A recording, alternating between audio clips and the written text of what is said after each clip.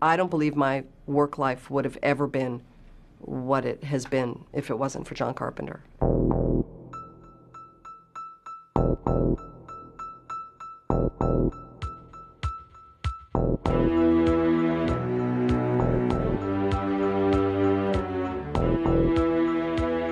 He's who he is, because he is the authority. He sees the world differently than anybody else. He sees it slightly askew. He understood that in order to become successful, you had to have a name recognition. He's in the business of, you know, he likes to, you know, he wants to shock you.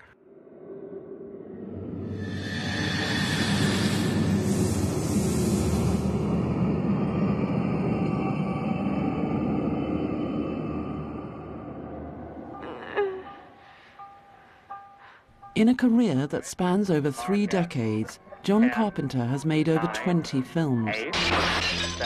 A private and fiercely independent figure, Carpenter often writes, edits, directs and composes the music for his films all by himself. Always an enigma, Carpenter has been called the Prince of Darkness, the pornographer of violence and the patron poet of the fantasy film.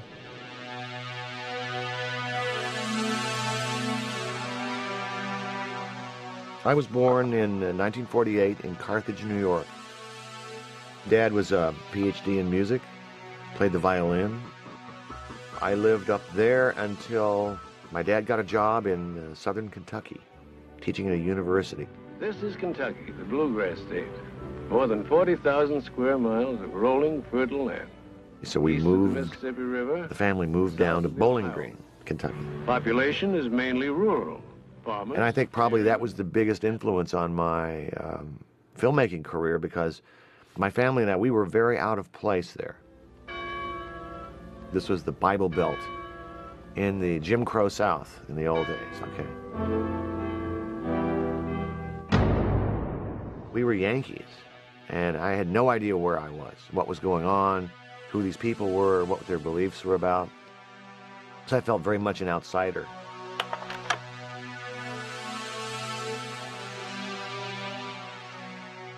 I think I found my love of life and my survival in both music and movies. I tell you, from its size and its appearance, this thing came from outer space. I fell in love with movies, all kinds of movies. I just loved the experience of going but watching them, and the idea that somebody would direct them was fascinating to me. I just think I discovered that when I was about 8 or 9 years old. My mom and I went to the movies, and we went to see It Came from Outer Space, which is an early 3D movie. The opening sequence, this meteor comes shooting across the sky and blows up. I was very young at the time, and that profoundly frightened me. I jumped up and yelled, ran, because I thought I was in danger. When I got to the back of the theater, I thought, man, but that's cool. I want to see a little bit more of that. Let me see you as you really are. I was especially attracted to the kind of horror sci-fi world. That was really interesting to me.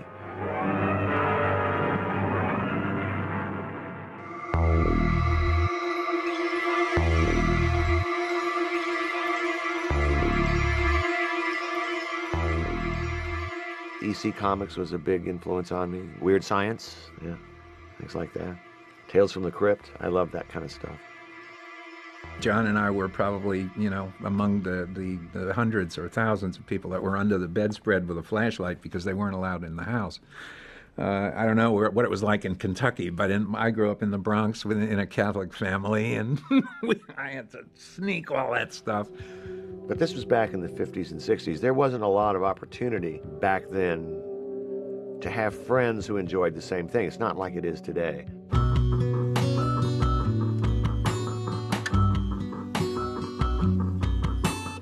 Today, popular culture rules, where back then it was, if you loved something like that, you were kind of an outsider and weird.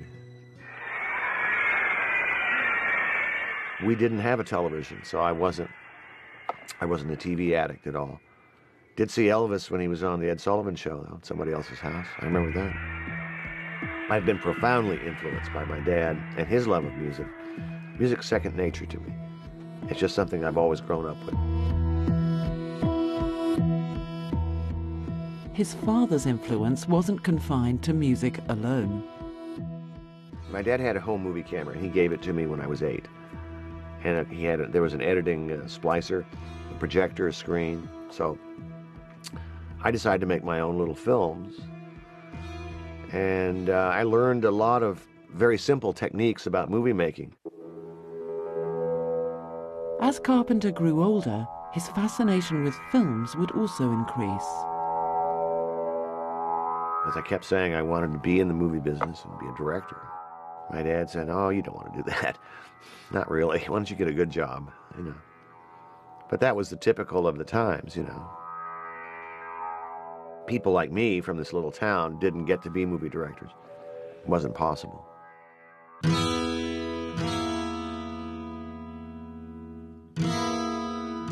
It was 1968, and I had to make a decision about what I was going to do with my life. I was making good money in the rock and roll band, meeting girls and making bucks and playing. But I thought, now's the time to do something about this love of movies. If I'm going to do something now, do it now. I got accepted at USC, which was known as the best film school in the world. So off I went. And it was a very different place in those days. This was during a lot of the unrest over the Vietnam War. So that was going on as a backdrop. Stop the bombing and stop the war. A lot of radicals going on around there. It was 1968, 69, 70. But that aside, I learned everything, every basic idea about filmmaking that I now have from film school. Camera, sound, lighting, mixing, acting, writing, editing. I bet you this is it. This is the exactly one. the ones we cut used. on Bronco Billy. I mean, and why John would Carpenter would sit here and he'd go like this when he saw it cut. He'd go, and that'd be the cut. I met John probably in 1967, 68 when I went to film school at the University of Southern California. That was my first relationship with John. We both came out of the 60s wanting to be rock stars. We wound up creating a kind of fictitious rock group called the Coupe de Villes. And we would do the scores for some of the movies that we did. One of the earliest scores that Carpenter created was for a short student film, The Resurrection of Bronco Billy. The film was a gentle elegy for the Western. Like the young Carpenter himself, the main character is an outsider who fantasizes about becoming a cowboy hero.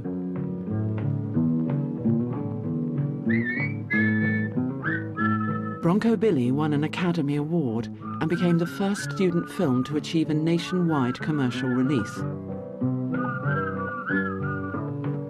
Sometimes at film schools, people would stand out. They're just, you can tell there's something going on there. You couldn't tell in advance and couldn't predict John Carpenter's success, but you certainly knew he had his own way of doing things.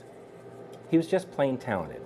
And he was also a leader in his own viewpoint of how to make a film. Carpenter, of course, was the one that really knew at a very young age how to take the tail by the horn by the tail, something by the something, the bull by the leg. And he was the one that knew how to go into the real world and get a job. Why did he know? I have no idea. You know, that's a good question to ask John Carpenter.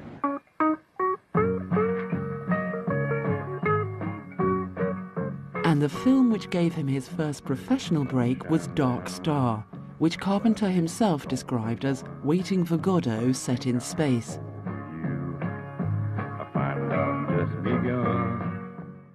It began as a student project, which was then reworked for commercial release. We just didn't have any fear. That was the crazy thing about it. We believed that we could make a feature. And we did. Not that it's a great movie. It's painful in some ways to watch now, but when you realize for its time and realize how young we were and how little we knew, it's an interesting accomplishment. Sergeant Pinback calling bomb number 19. Do you read me, bomb? Bomb number 19 to Sergeant Pinback. I read you. Continue. Doing a science fiction movie that took place in outer space, space suits, special effects, was unheard of, really, at film school. But he had the kind of genius of Dan O'Bannon to help him in the midst of all that.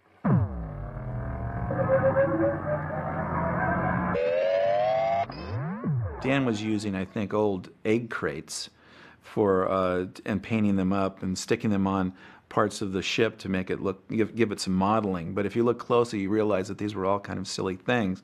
And he did a wonderful pastiche, you know, of creating this world with absolutely no money. I mean, it was just with trash, you know, but it looked pretty neat.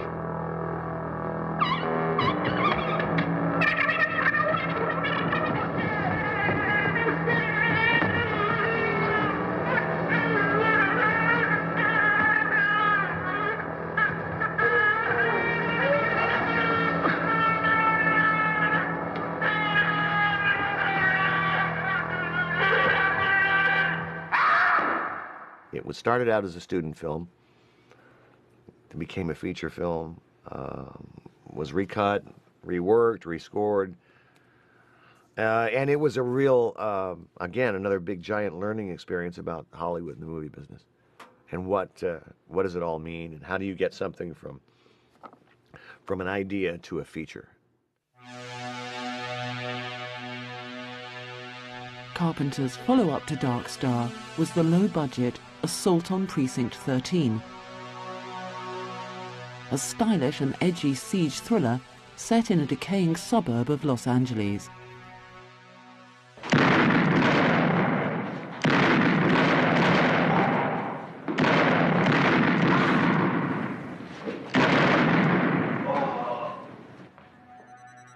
That was my second film, and that was a movie that didn't get a lot of attention in the United States. It was released to mixed business and not great reviews, but in Europe, in England, especially at the London Film Festival, it was liked. That was kind of the beginning of my career.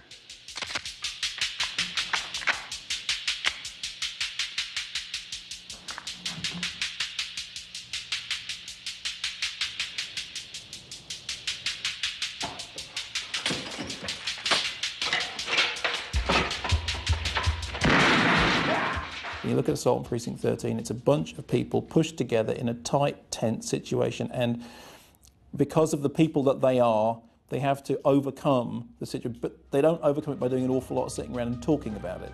They overcome it by being the guys that they are.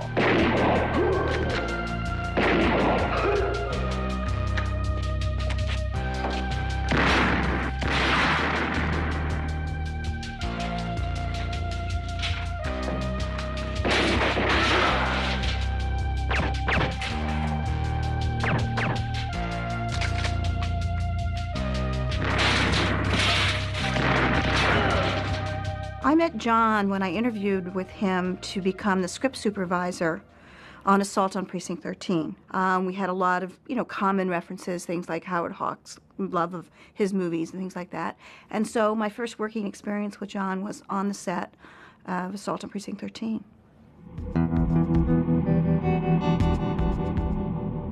Hill and Carpenter began a romantic relationship, and she also went on to produce many of his films. The first of their collaborations was Halloween. Shot on a shoestring budget, it was for a while the most successful independent horror film of all time, and it firmly established the slasher genre in the mainstream of American movies. The film focuses on a chilling psychopathic killer, Michael Myers, who wreaks havoc in an ordinary American town, much like the one in which Carpenter was raised. When I saw Halloween, I thought it was the perfect horror movie. I thought it was the quintessential horror movie because it just stood right up and said, here it is, guys. This is what it's about. Don't worry about the causes. Don't worry about anything else. Here's this guy. He is going to get you. And And at the end, order's not restored in the end of that either. He's still out there somewhere. What John said was that if you can create a real sense of these people being real, tree-lined streets, girls walking home talking about boys, school books, knee socks, real places in real time, and give the audience enough of that screen time with those real people. When you start to introduce elements that are unreal, you will believe they're happening because you believe where you are. Michael? It is true that Michael Myers is loony in the best kind of horror film sense of the word. But the reason that Halloween works is because he's not actually even human. That at the beginning, Michael is a child. By the time he comes back, he's the shape. He's not a person anymore. So what Carpenter is doing there with his co-writer is turning madness into the supernatural thing, because Michael is so crazy he actually ceases to be human and he becomes, this immortal boogeyman.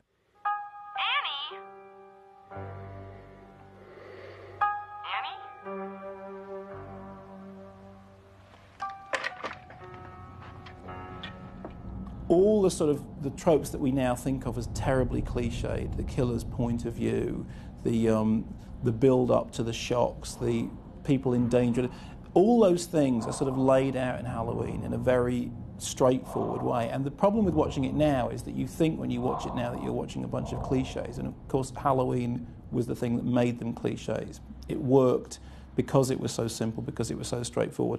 One of the reasons it is that simple is they simply didn't have a lot of money. The budget was tiny and the technology was tiny that they could have, and they had one trailer for everything. They had the smallest, dumpiest little production offices on Cahuenga Boulevard in Hollywood, in the back of this building.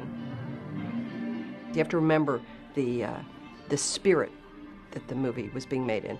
And, John and Deborah, these hippies, these kind of young, rock and roll kind of people. So it wasn't like it was like great filmmakers. It was just they were these kind of weird people.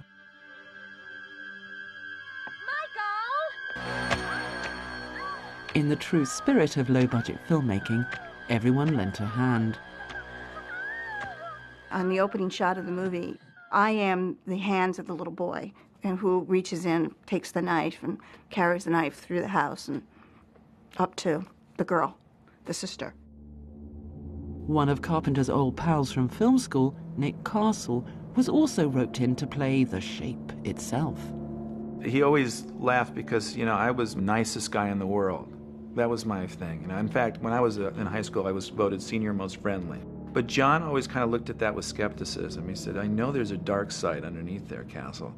And I remember him always saying that. And that's probably his kind of ironic twist on the shape, that the guy that's supposed to be the nicest guy in the world is behind the mask. And I know there's something evil there. Tommy, please! Tommy, hurry up! Tommy, please!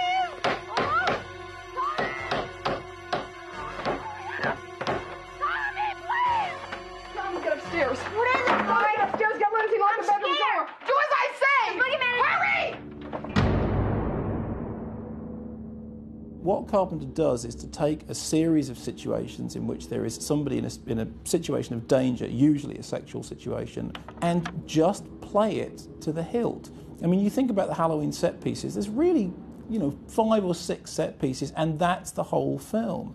The opening sequence with that incredible, it's not Steadicam, it's Panaglide, it's very early, has now become so imitated. The killer's point of view, we see him stalking around the house, going up the stairs, singing. It's just an extraordinary opening. A Steadicam, or Panaglide, is basically a camera system that attaches to the operator. It's a gyroscopic system. You wear the camera. You can use it in place of a dolly shot. You can walk up and down stairs, and it's used all the time now.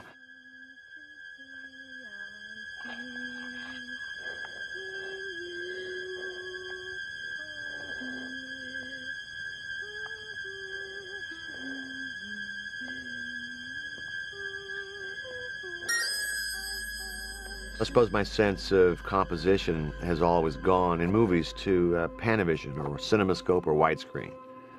Basically, it's a rectangle. If you look at that frame size and you telescope it and you watch it from the beginning to the end, it begins to get more claustrophobic. So at the end of the movie, we're inside this closet in this small box. And so Jamie, as Laurie Strode, when she starts the movie, has a very big canvas by which to work with. And as we go through the movie, the canvas gets smaller and smaller and smaller.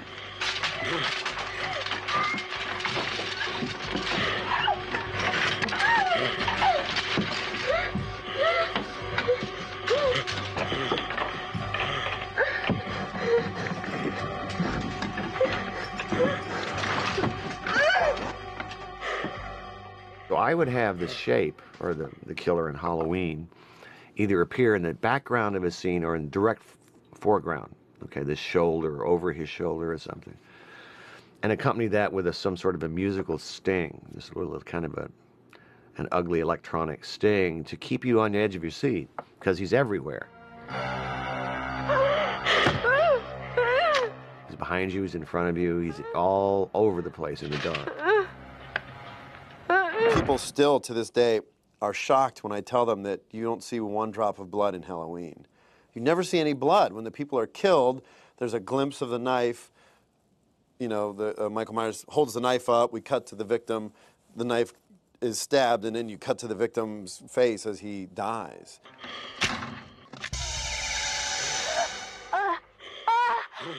Hello?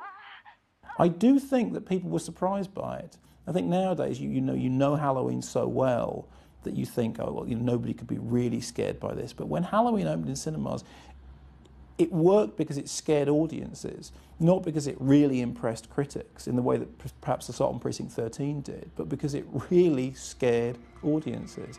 And it made everyone realise that there was money to be made in their slasher hills.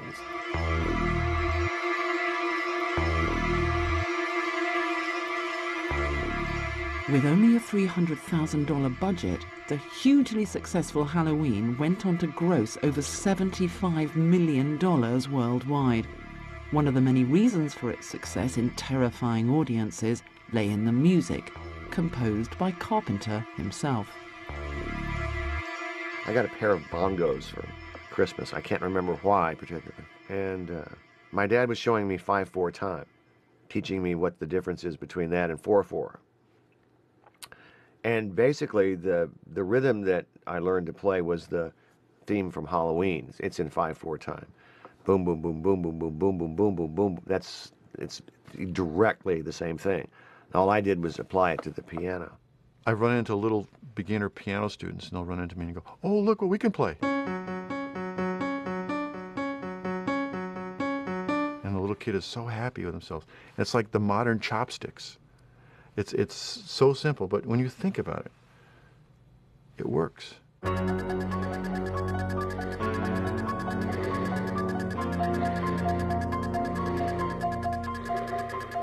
All this art is a communication, so John selected those notes in that rhythm and doing it on a piano as the communication which now is associated with that image. And this theme and Michael Myers are inseparable. I mean, the tension that comes from his insistent rhythms and the fact that you know what's coming, or something is coming, and it changes and it shifts, and he's terrifically able to follow that. Look at how effective Herman's music was to Psycho. I mean, you take the music out of Psycho and it's a little flat. The music is very important. The Exorcist. Tubular Bells.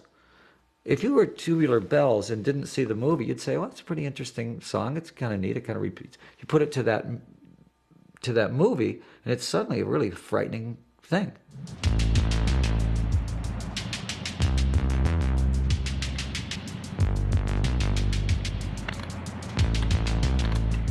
John's music woke me up to the idea that you don't need to punctuate with orchestra and with you don't have to be manipulative in that expansive a way.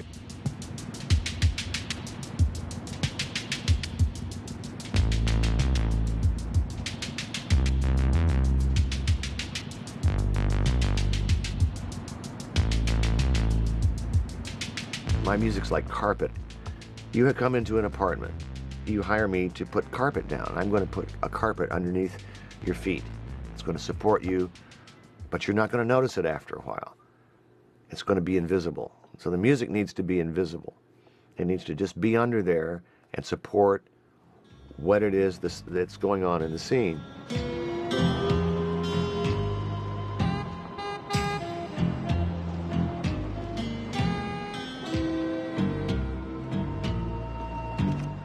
The music is like his vacation. That's how he gets away from the editing and the dealing with the studio and the publicity and all that. And he just comes over and he just like turns off the phone and he plays. And it's just fun. I don't want somebody telling me how to do it, so I'm not going to tell anybody else how to do it. I would never deem to do that.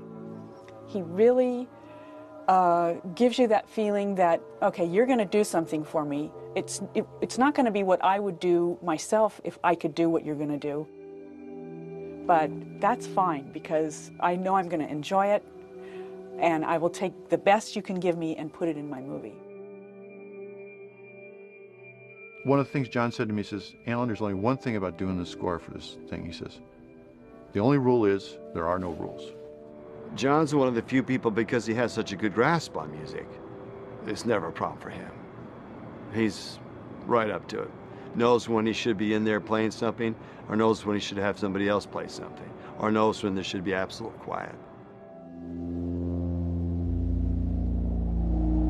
When Carpenter went on to make The Fog, he extended the supernatural elements of Halloween into a full-blown Gothic chiller. The story of The Fog finds a band of ghostly sailors returning from the dead to wreak vengeance on the people of a small fishing town. We actually got the idea of The Fog when we were in England to show Assault on Precinct 13 at the London Film Festival, and we took a trip out to Stonehenge. And we looked across the meadow, and there was this pulsating fog in the distance. And John said to me, "What do you think's in that fog?" And I said, "Ghosts." And he said, "Let's write a fog story." One weekend, John and myself set out, starting like the bottom of California and driving all the way up the state till we found the perfect lighthouse. Oh, the location for The Fog was just, I just came upon Inverness, California, and eventually ended up buying a house there. It's just a gorgeous place. And this little lighthouse down there. And that's what I said, here we are. This is The Fog. This is where it takes place. One night he called me in Canada, having arrived at the Point Reyes National Seashore and the lighthouse in Inverness, and said, "Well, I found the place that I want to live out the rest of my life. I want to die here. This is it. This is the most incredible country I've ever seen." Just, up the coastline is Bodega Bay, where they shot the birds. So it's sort of coincidental, but I think it probably was that same sort of desolate, isolated shoreline that Hitchcock fell in love with, and so did we.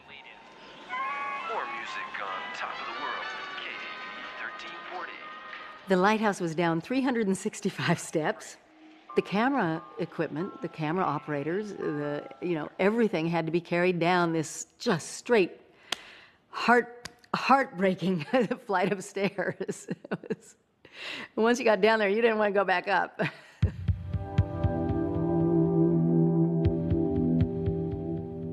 John Carpenter and Adrienne Barbeau got married prior to us shooting The Fog, and it was sort of interesting because for me, it was very difficult because John and I had been a relationship, a couple, prior to that. To be honest, my memories of The Fog really were about my friend Deborah and how difficult it was because of Adrienne. I really do feel that it was one of those things where, it was difficult. I mean, it was just difficult. And so while they were on their honeymoon, I was writing Stevie Wayne, which I think is probably the best character Adrienne's ever played, which is the star of The Fog.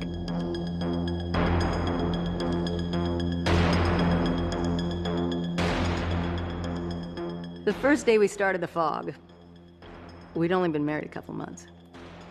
We drove to work in separate cars, and we were very professional on the set. I don't think we had lunch together or anything. We were very professional. And at the end of the day, one or the other of us said to the other one, this isn't very much fun, and then we lightened up, I think I'll go to Vancouver now. John couldn't believe that I didn't get any jobs after Halloween. I got no jobs. The only jobs I got after Halloween was an episode of Charlie's Angels, where I played a lesbian golfer. They never knew I was a lesbian. I made her gay, inside, internally. And I did a Love Boat episode with my mother. Andy, run! Run! Come on! Go, go!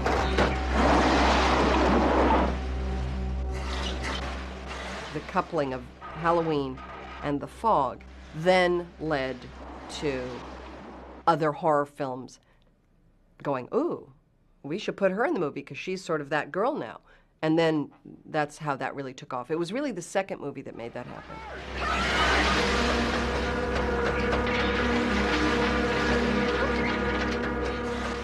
I remember we were in, shooting Poor Man's Process in a studio somewhere where it was just, inside, and young grips were running lights by the side of the car. And John was literally standing by the camera going like, ooh, here I come, I'm the bad fog. And, it's like, John, give me a break here. I'm trying to, look scared. In a similar style to Halloween, Carpenter shuns gory effects in favor of the hidden horrors of The Fog. Blake, I have your gold! The scariest thing about The Fog is you never really see what the ghosts look like. But you know that they're there, and it's scary.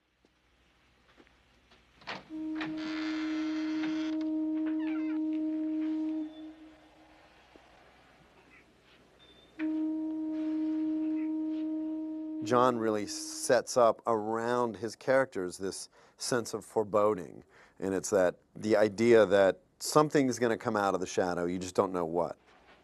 I want to see who it is. No. Can't I stay for 2 more seconds? Okay, I'm going.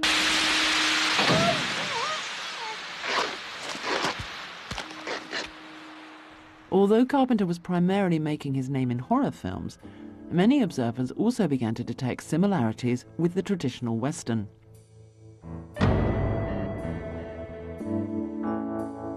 I think he basically sees a lot of these science fiction pictures, some of the horror films, as Westerns. I mean, it's such a kind of simple archetypal type of drama, the Western. He used to have a bumper sticker that says, "God bless John Wayne," on the back of his Cadillac. Loved John Wayne. One of the things that John early on expressed was a desire to remain true to the type of movies that he wanted to make and the way he wanted to make them. I got in this business to make Westerns, and by the time I got in, they weren't making them anymore, unless it was Clint Eastwood. Carpenter's love of Westerns dated from childhood, particularly those of Hollywood veteran Howard Hawks, such as Rio Bravo and Red River. I had seen movies that he had made, but was unaware of him or how they connected with other films. And all of a sudden in film school, we had a retrospective. We saw all of his work from the silent films on, and it was a stunner to me. This man is unbelievable. It is true of a number of Carpenter's best films, and it's also true of a number of, Hawks' best films. And it's guys doing stuff is what makes the film go forward.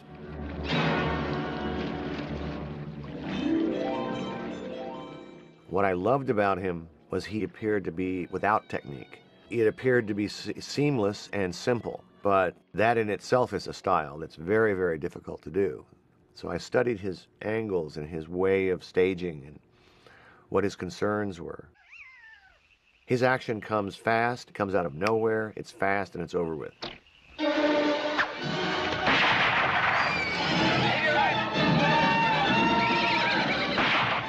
And I've stolen from him as many times as I possibly can. There was a scene where a policeman throws a gun to a cop, and that's right out of Howard Hawks. I don't want to have to kill you, Mailer. With what?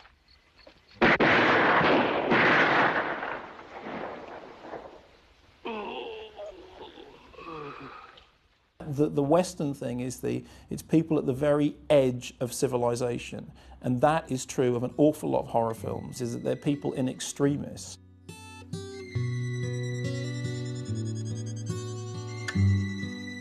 The vampire movie is definitely a Western. That's an obvious Western with, you know, gunslingers and in a Western town. When I made Vampires, I decided I was going to lean a little bit towards Sam Peckinpah in terms of style. Peckinpah is kind of a genius show-off director. He shows you, he does all these different cameras in slow motion. I decided to give it a try. So there's a little bit more violence and blood, and people splitting open and stuff like that.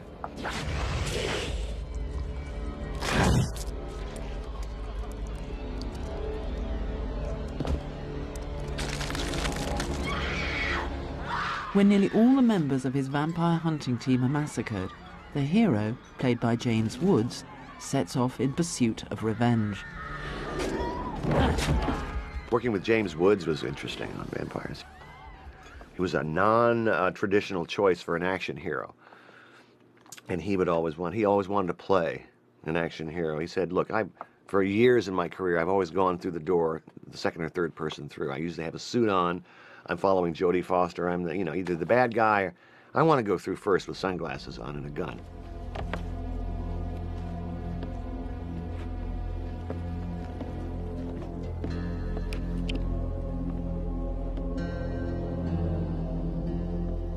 It was here.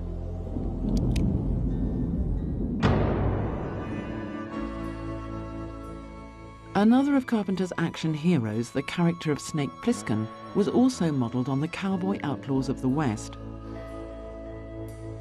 Plissken is played by former Disney Studios child actor Kurt Russell, whom Carpenter helped to propel into the major movie league. S.D. Plissken, American, Lieutenant, Special Forces Unit Black Blight. 2 Purple Hearts, Leningrad and Siberia. Youngest man to be decorated by the President. He robbed the Federal Reserve Depository. Life sentence, New York Maximum Security Penitentiary. I'm ready to kick your ass out of the world, war hero. When he cast Lee Van Cleef, I just immediately thought this would be great to recall some of the movies that Van Cleef had done with Clint Eastwood. And I immediately said, you know, I hear Clint Eastwood as Snake Plissken in this kind of a movie with Lee Van Cleef.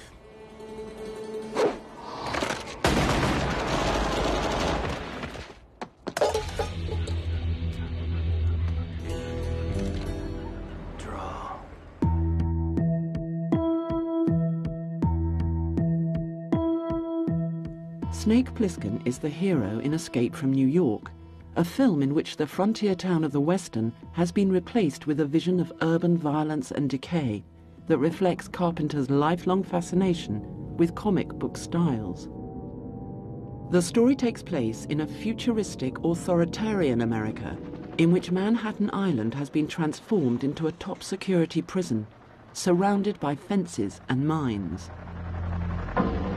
Snake is a comic book character. You know, he's the grizzle and everything, right down to the way he moves his face and his, you know, the eye. He's a comic book character, and he's living in a comic book world. It's this, you know, everything is slightly degraded. The place is full of street trash. It's, you know, larger than life punks, that sort of thing. And the reason that Escape from New York works as well as it does is it's made completely in keeping with that aesthetic. Well, Snake Plissken doesn't care. He doesn't care about hurting you or saving you. He just wants to move on. He doesn't have any concern except for himself. He has no higher cause. He has no sense of righteousness or a need to set right a wrong. You want to see him sprayed all over that map, baby? Where's the president? Swear to God, Snake, I don't know. Don't fuck with me. Why do you want to know? I want him. I think that there's something about Snake Plissken that all boys and men sort of like to be like that. They'd like to live a day like Snake anyway. I know I would. I know that a large part of John's personality and my personality exists in Snake Plissken. It's a large part of who John and I are. There's no question about it. We are singular men. We are independent-minded. We are we border on anarchistic. I think that's one of the reasons why John has kind of been outside the Hollywood box in many ways in terms of independently making his movies and having his own vision. So Snake Plissken is a part of both Kurt and John. Playing alongside Russell was Adrienne Barbeau, Carpenter's then wife, who was chosen to play the feisty heroine Maggie. Certain of the women characters, certain ones, I am influenced by Howard Hawks. He was very different in his approach to women. They weren't mothers and housewives. They were much tougher. They're different. They're different, funnier and sexier and more cynical. I really like that. You're Plissken? He wants to see Brain. The woman who was strong and capable, and that was the kind of role he wrote, and I think he saw me as someone who could play that. You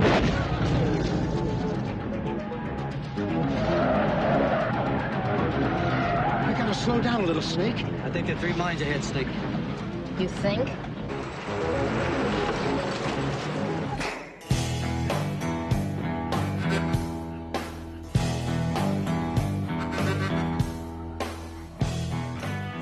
A bigger budget sequel to Escape from New York, Escape from LA, was made over a decade later. Its immediate inspiration was the California earthquake in 1994.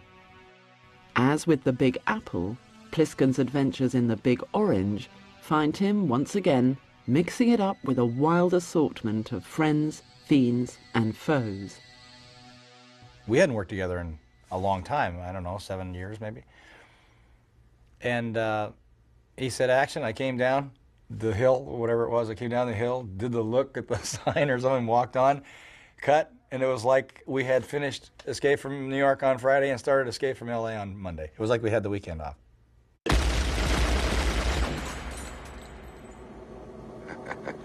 Thought you might try that, hotshot. That's why the first clip is loaded with blanks.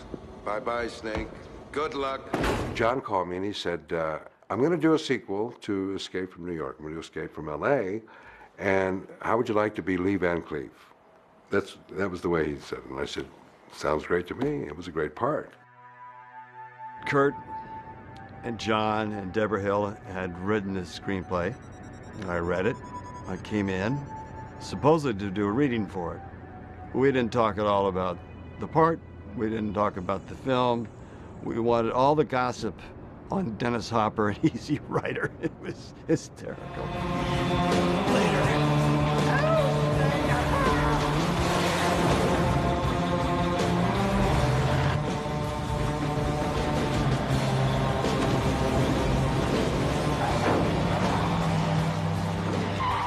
The pay wasn't bad.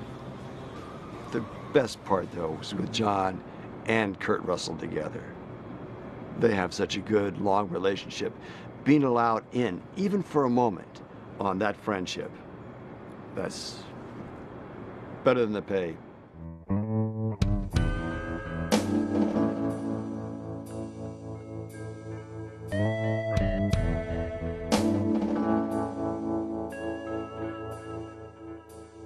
John's an extremely loyal person who gathers around him time after time a team that he trusts, that he enjoys working with, that he knows will deliver.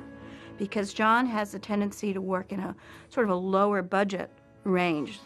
And so therefore he knows he needs people who are willing to go above and beyond the call to help him get his vision on the screen. And in order to do that, in that kind of intensely emotionally and physically stressful situation, it's always nice to have people around you while you're working that you can trust. John's way of making it is you create this family, you know, and you know what to expect of everybody. Try to have a good time on the set. It's always been my philosophy. make it a nurturing experience, but that's not always possible with some personalities. Some people need different things to create, and oftentimes it's adversity, or they need to create adversity. When we were doing Village of the Damned, I remember there was a little power struggle there for a moment. And John said, well, you know, I'll be in my trailer when you guys want to do my movie. And he went in there and stayed there until everybody decided, oh, yes, that's right, it's John Carpenter's movie. So, you know, then everybody showed back up on the set.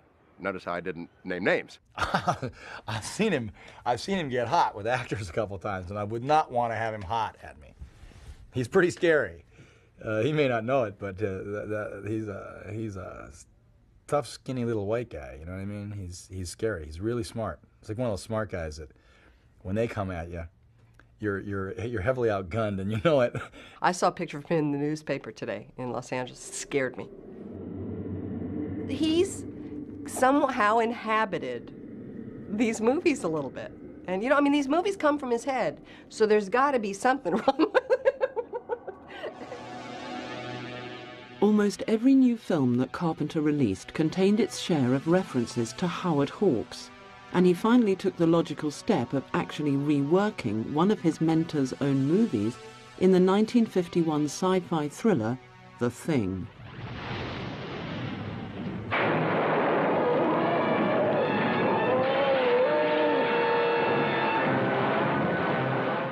The film's plot concerns a polar expedition that discovers the frozen remains of an alien spaceship. The craft is harboring a shape-shifting organism that can mimic other forms of life. It was Carpenter's first big studio production, and the resulting controversy was to prove a turning point in his career.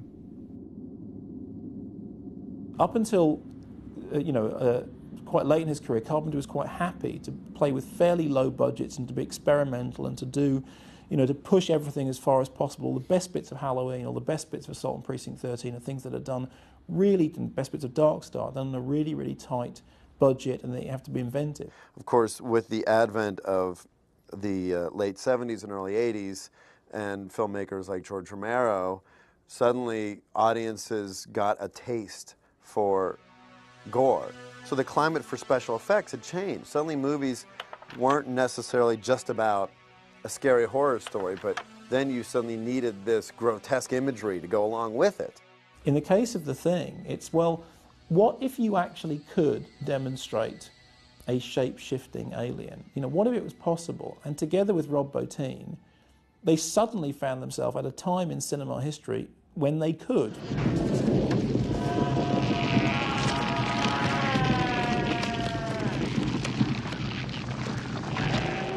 I think it's one of the very few special effects movies in which you genuinely go, oh!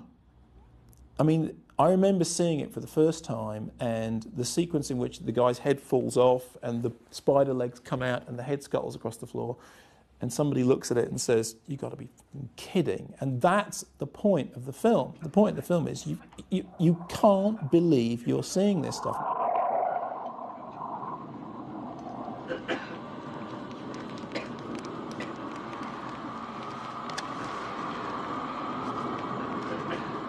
You gotta be fucking kidding.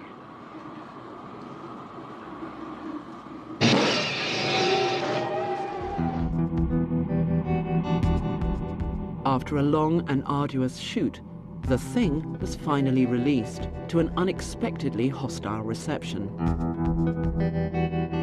It really got lambasted by the critics. I mean, there were people that were so shocked that this movie was made and pointed to John directly as it's his fault. How could this guy make this movie when E.T. is out and E.T. has everyone feeling good about themselves and happy, and then suddenly this movie comes out with this shape-shifting creature that's dark.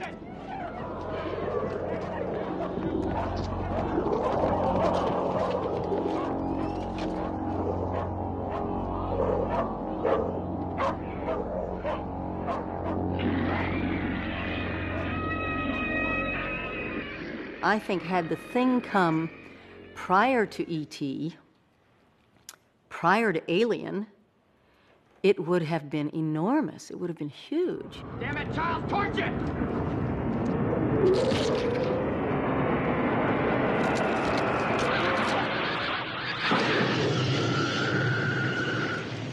I just think that John wanted to make a very intense character study, and then he had this maverick effects artist who brought all these creations to set, and John really gave them the freedom to execute the effects. The effects ended up, of course, in the movie, and it changed the way people looked at films for a long time.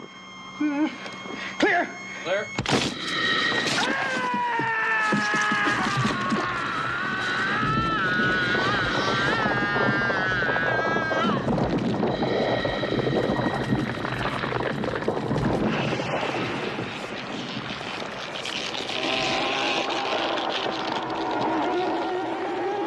It wasn't, as all these critics say, the special effects getting out of hand. It was somebody, you know, embracing what was possible and stretching the genre absolutely to its limit. We said this is not going to be appreciated for 20 years because this monster's so bad. He's so ugly. They're not going to see the story about 12 guys and paranoia. It's just a story about paranoia and the breakdown of human beings believing in each other. I caught a lot of criticism for what they call graphic violence. I mean, they call me the pornographer of violence on the thing, which at the time I was a young guy. Look, it really shook me up. If you'd made a film that was that good, if you'd sat there in the editing room and looked at it before anyone else had seen it and gone, okay, right, now let's show it to them, and then it had got thrown to the wolves like it did, you'd retire. I mean, it's the sort of thing that makes people give up making films. It's the sort of thing that makes you go, for heaven's sake, what do you want? The irony of all that is the fact that recently, since the thing has been released on Laserdisc and DVD, it has had a huge resurgence. And if you talk to anybody about that movie, that's on their top 10. Deeply affected by the negative reaction to The Thing, Carpenter's subsequent career has moved in a number of different directions with varying degrees of critical and commercial success. My agent said, you need to do something that you atone for your sins. You need to make something nice. So Starman, a movie later, I did Christine, then Starman came along. He said, it's going to be perfect. You know, people will like you again. You can show them that you can make a nice romantic comedy. Has kind of a nice sentimental scene in the end, and it's sweet. Really, nobody dies.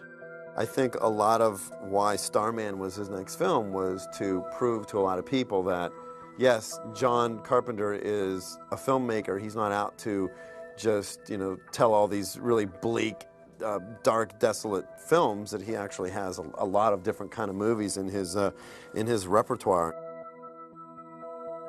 I don't think Carpenter is a pessimist. I think actually he's a pretty optimistic guy.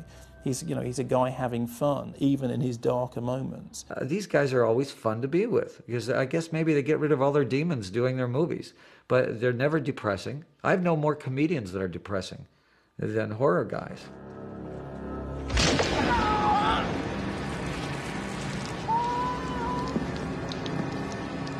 We had this big vat of churning green slime, whatever it was, that we were supposed to believe was the, you know, and I remember Donald Pleasance, God rest his soul, one of the greatest actors of all time and the most fun to be around. Here was a scene, it was on all of us as we're looking at this thing, and he's telling us biblically what happened to the deep, dark soul of God as it's churning through the cosmos and whatever he's saying, you know. Don't you feel it? And while he's doing it, and we're all, like a dream, you know, listening, you know, and really, you know, and he's going, the deep, dark, and he's making these faces, and I'm telling you, it was the hardest thing just not to howl at this guy. He was adorable. The minute you bring out a severed arm or blood or vampire teeth, people start having a great time because it's so silly. In person, all the stuff that you see on the screen is a real joke. You know, it's hilarious.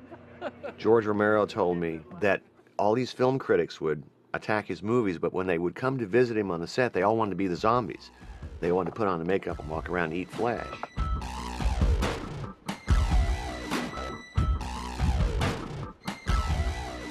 In the years since Starman and The Thing, Carpenter has preferred to work on the kind of independent pictures over which he retains the maximum creative control. Many of those films have returned to his continuing preoccupation with aliens, religion, and urban decay.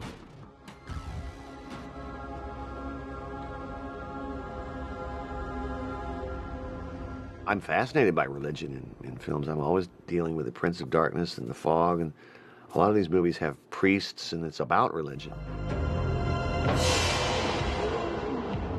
It's so wonderful what you're doing, Father. Opening the church again. Prince of Darkness contains an ambitious blend of quantum physics, theology, and gothic horror, set amidst an apocalyptic atmosphere of impending doom. I mean, if you take movies like Escape from New York, Escape from L.A., Assault on Precinct 13, They Live, a lot of these things are apocalyptic in their sense of what contemporary life is all about. In They Live, a homage to the 1950s invasion of the body snatchers, a special pair of glasses enables the hero to recognize that an alien race is secretly controlling our everyday lives. What's your problem?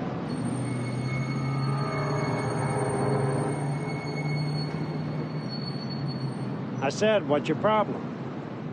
I loved his line about he liked to think of the ghouls as the Republicans. Well, I've always had a little trouble with authority, I suppose. Probably when I was younger, I did. Now that I'm an old man and I'm a father, I have no problem with authority as long as it's me.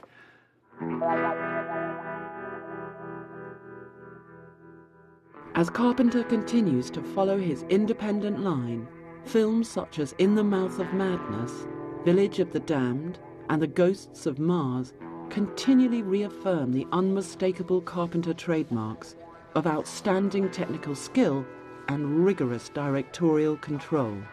Action!